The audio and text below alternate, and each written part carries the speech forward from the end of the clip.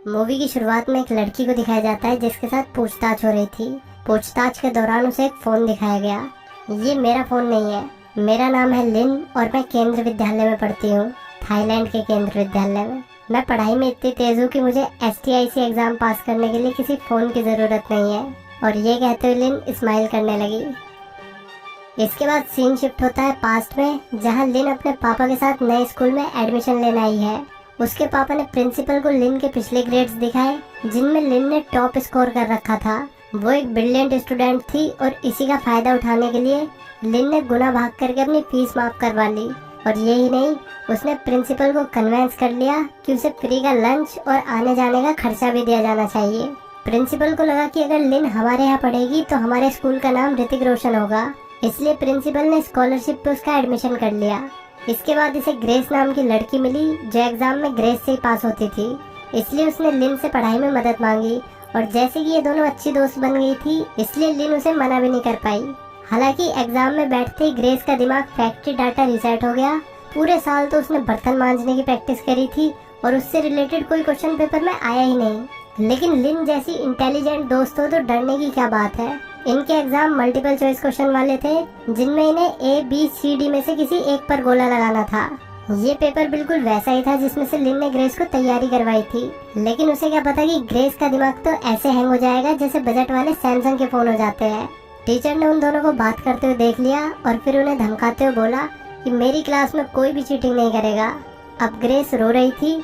ये देखकर लिन के दिमाग की बत्ती जली और उसने सारे आंसर एक इरेजर पर लिख दिए और फिर वो इरेजर अपने जूते में डालकर जूता पीछे सरका दिया। उसी वक्त इनका खड़ूस एग्जामिनर नींद से जाग गया और फिर वो टहलने लगा जैसे पार्क में आया हो। अब इन दोनों की हालत खराब हो रही थी क्योंकि एक लड़की के पास जूता ही नहीं है और एक के पास एक्स्ट्रा जूता। अगर एग्जामिनर ने देख लिया तो इसी जूते से इनकी पिटाई कर देगा। मौका मिलते ही ग्रेस ने अपना जूता आगे सरका दिया और ये लो भाई, बढ़िया कॉम हो गया। इससे पहले एग्जामिनर जूता देखता, लिन उठी और सही टाइम पर उसने वो जूता पहन लिया। अब ग्रेस ने इजीली पूरा पेपर कर लिया और उसके मार्क्स भी बढ़ गए। इसी खुशी में ग्रेस लिन को अपने बॉयफ्रेंड के पास ले गई पार्टी करने के लिए।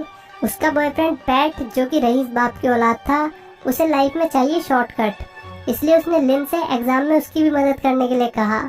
लेकिन लिन भला उसके लिए क्यों रिस्क लेती, इसलिए पैट उसे पर पेपर 3000 बात देने के लिए तैयार था। बात इनकी करेंसी का नाम है। लिन शुरू में तो मानी नहीं, लेकिन पैट ने उसे बताया कि उसके और दोस्त भी हैं जो पैसे देने के लिए तैयार हो जाएंगे। टोटल 13 पेपर होने थे और अगर 6 जने भी इसे 3000 पर पेपर देंगे तो इसके पास अच्छे खासे पैसे बन जाएंगे। इसलिए लिन इसकी बात मान गई। अब घर पर वो पियानो बजा रही थी, तभी उसके पापा आ गए। उसके पापा गरीब है, इसलिए वो घर में बाबूराव बन के घूमते हैं, पर इतने गरीब होने के बावजूद भी इनके घर में पियानो है। इस हिसाब से तो बताओ हम कितने गरीब हुए। खैर, पियानो बजाते बजाते लिन को एक आइडिया आया। जितने भी बच्चे एग्जाम में चीटिंग करना चाहते थे, लिन उन्हें पियानो लेसन देने लगी। उसने सभी को उसकी उंगलियों पर फोकस करने के लिए कहा। जब वो इस तरीके से उंगली चलाएगी तो इसका मतलब होगा A और ऐसे ही BCD। ये आइडिया काफी यूनिक था और कोई भी ऐसे पता नहीं लगा पाएगा कि वे लोग चीटिंग कर रहे हैं। एग्जाम हॉल में उसने सबका पेपर करवा दिया और इससे उसके अच्छे खासे पैसे भी बन गए। इसलिए फाइनली उसने अपने पापा को शर्ट दिलाकर बाबूराव से राजू बना दिया। इसके बाद होती है एक और पढ़ाकू बच्चे की एंट्री जो लिन की तरह ही स्कॉलरशिप पर पढ़ने आया था। इसका नाम है बैंक। हालांकि इसकी शक्ल लोन जैसी है पर नाम रख रखा है बैंक। ये बंदा बहुत ही ज्यादा इंटेलिजेंट है और इसकी मेमोरी तो लाजवाब है। लिन इसका IQ देखकर इसके प्यार में पड़ गई, मगर बैंक को उसमें कोई इंटरेस्ट नहीं था। यही एकलौता बैंक है जिसका कोई इंटरेस्ट नहीं है। बस अब बैंक के ऊपर और जोक्स नहीं। इन्होंने साथ में कई कंपटीशन जीते जिससे इनके स्कूल का नाम ऋतिक रोशन हो गया। इसके बाद बैंक को दिखाते हैं जो कपड़े धोने की एक छोटी सी दुकान चलाता है। उसके डैड पहले गुजर चुके थे और अब वो और उसकी मॉम ही बचे थे। वॉशिंग मशीन खराब होने की वजह से उसकी मॉम हाथों से ही कपड़े रगड़ रही थी।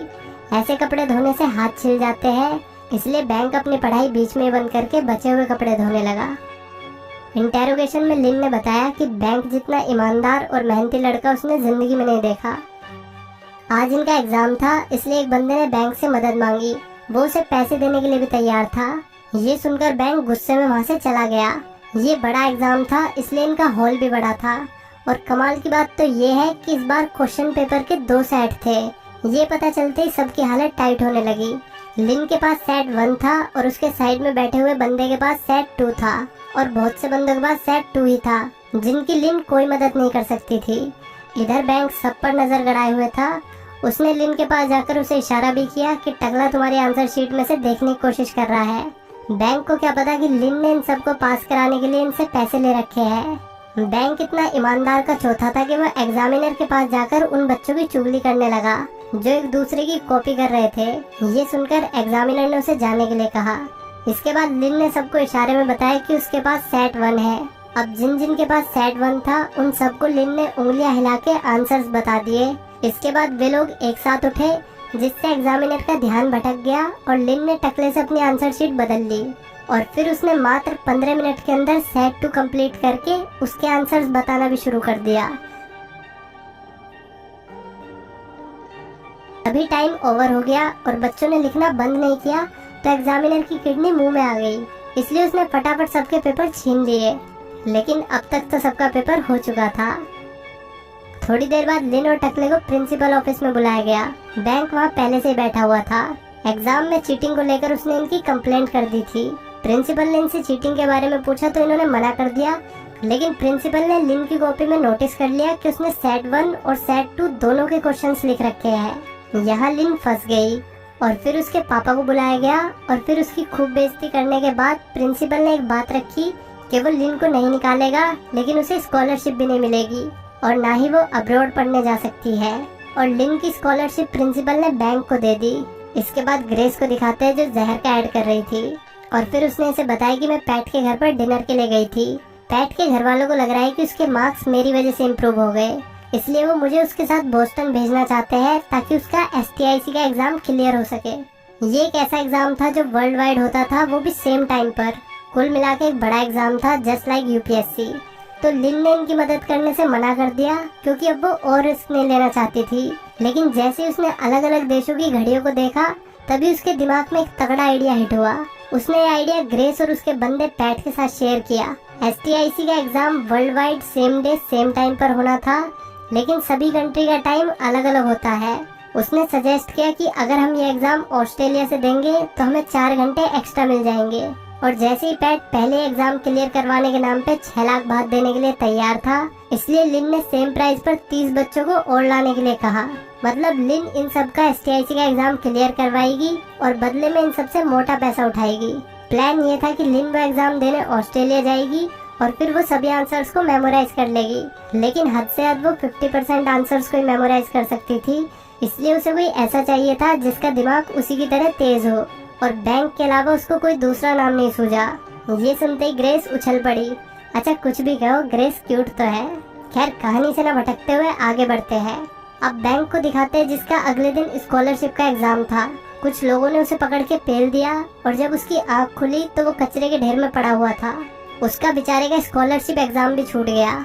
दूसरी तरफ पैट ने एक सेमिनार रखवाया जहाँ पर उसने 30 बच्चों को बुलाया और उन्हें समझाया कि वे STIC के एग्जाम को किस तरीके से क्लियर करने वाले हैं। वे लोग एग्जामिनेशन सेंटर में 4 चीज लेकर जाने वाले थे, जिनमें से 3 अलाउड थी लेकिन फोन नहीं। लिन ने उन्हें बताया कि वो फोन को टॉयलेट के फ्लश टैंक में छुपा देगी और जैसे ही एग्जाम के बीच में ब्रेक होगा उसी वक्त वो बाथरूम में आकर आंसर्स को सीरियल वाइज थाईलैंड भेज देगी। इस पर पैट ने उससे पूछा कि बाकी सब बच्चों को आंसर कैसे मिलेंगे, तो लिन ने उसे पेंसिल दिखाई जिस पर बारकोड लगा हुआ था। उस बारकोड में अलग अलग साइज की पट्टियां थी। मोटी पट्टी का मतलब था A, उससे कम का B और इसी तरीके से C और D। तो ये लोग क्या करेंगे कि जैसे कि लिन आंसर भेजेगी तो उसी हिसाब से लोग बारकोड छाप लेंगे और पेंसिल पे लगा के सबको दे देंगे। ये सुनकर सभी लोग तालियां बजाने लगे।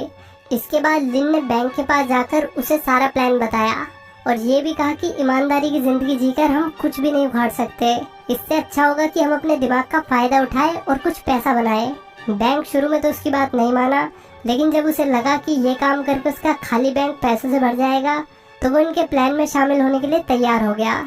इसके बाद इन्होंने कुछ रिहर्सल्स करी ताकि अगर ये पकड़े भी गए तो भी पुलिस को इनके प्लान के बारे में पता न चल सके। और जो शुरू में इंटेरोगेशन वाले सीन दिखाए गए थे वे एक्चुअली में इनकी रिहर्सल थी। इसी रिहर्सल के बीच में पैट ने कुछ ऐसा बोल दिया जिससे बैंक उस पर टूट पड़ा। बैंक को पता चल गया था कि पैट ने अपने गुंडे भेजकर उसे पिटवाया था ताकि मजबूरी में उसे इनका साथ देना पड़े। इस बात से गुस्सा होकर वो यहाँ से चला गया और ये जानने के बाद लिन ने भी प्लान कैंसिल कर दिया। हालांकि थोड़े टाइम बाद ही बैंक को अंदाजा हो गया कि ये काम करना जरूरी है, नहीं तो वो वॉशिंग मशीन ही चलाता रह जाएगा। और अब ये दोनों ऑस्ट्रेलिया जाने के लिए तैयार थे। ऑस्ट्रेलिया में इन्होंने साथ में सेल्फी ली और फिर मेट्रो से ट्रेवल करके ये एग्जामिनेशन सेंटर पहुंच गए। सबसे पहले इन्होंने अपने फोन छुपा दिए और फिर एग्जाम देने के लिए बैठ गए। अपने अपने हिस्से के आंसर्स याद करने के बाद ये लोग ब्रेक के टाइम में वॉशरूम गए। लिन ने तो अपने आंसर्स भेज दिए, लेकिन बैंक ने अपनी औकात दिखा दी। उसे अब और भी पैसे चाहिए थे, जिस बात से थाईलैंड में पैट का दिमाग खराब हो गया। फिर ग्रेस के पास जो भी पैसे थे वो उसने बैंक को भेज दिए और बैंक ने भी फिर आंसर्स भेज दिए। अब ये दोनों बंदे बंदी काम पे लग गए।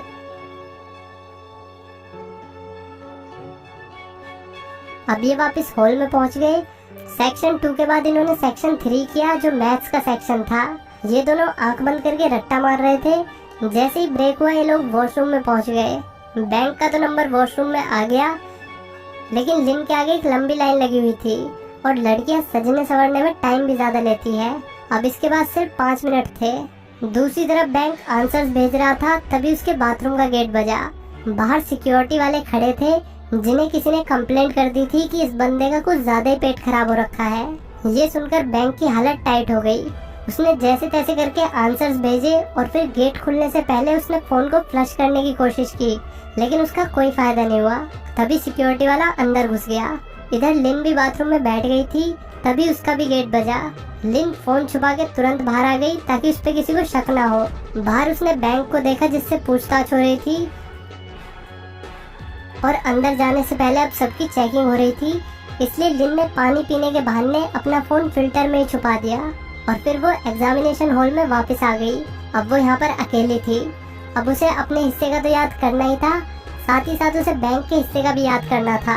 पहले तो वो पगलाने लगी, लेकिन फिर उसने खुद को शांत किया और ऐसा महसूस किया जैसे कि वो अपना पियानो बजा रही है। पियानो की धुन से ABCD को याद करने की उसकी प्रैक्टिस काफी अच्छी थी, इसलिए उसने इस बार सारे आंसर्स पियानो की धुन से याद किए। दूसरी तरफ सभी बच्चे पेंसिल मिलने का वेट कर रहे थे, क्योंकि थाईलैंड में भी एग्जाम जल्दी शुरू होने वाला था। इधर सारे आंसर्स याद करने के बाद लिन ने मुंह में पेंसिल डालकर उल्टी कर दी।